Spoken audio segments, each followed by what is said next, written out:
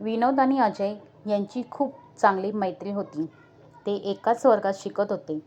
विनोद मन लावून शिकायचा, पण अजयचे मन मात्र सदैव इकडं-तिकडंच नेहमीच भरकटलेले असायचे. वर्गात शिक्षक शिकवत असताना अजयला नेहमी बोलणी खावी लागायची.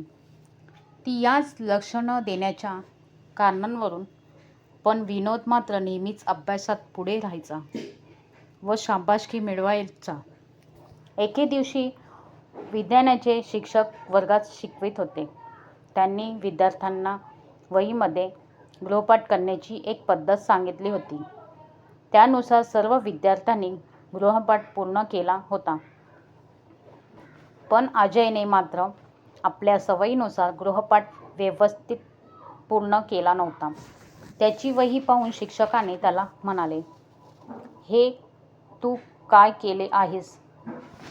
मी तर पानाच्या एका बाजूने लिहायला सांगितले होते, पण तू दोन्ही बाजूने लिहिले आहेस." आता अजय घाबरला, कारण शिक्षकांनी त्या दिवशी सुट्टी होण्याच्या आत वही पूर्ण करायला सांगितले होते आणि सुट्टी होण्यास फक्त 2 तास राहिले होते. अजय घाबरलेल्या अवस्थेत पाहून विनोदने त्याला त्याच्या लक्ष न देण्याच्या सवयीबद्दल उपदेश केला व शिक्षकांकडून परवानगी घेऊन बाजारात जाऊन नवीन वही आणली. इतकेच नाही तर अजयसोबत बसून त्याचा गृहपाठ पूर्ण केला आणि त्याची वही शिक्षकांकडे जमा केली.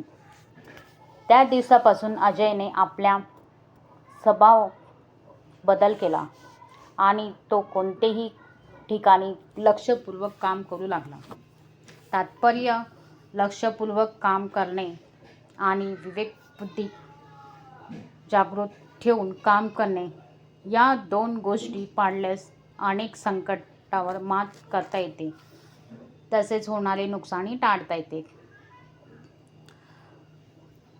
माझी ही गोष्ट आवडत असेल तर लाईक आणि शेअर करा आणि माझ्या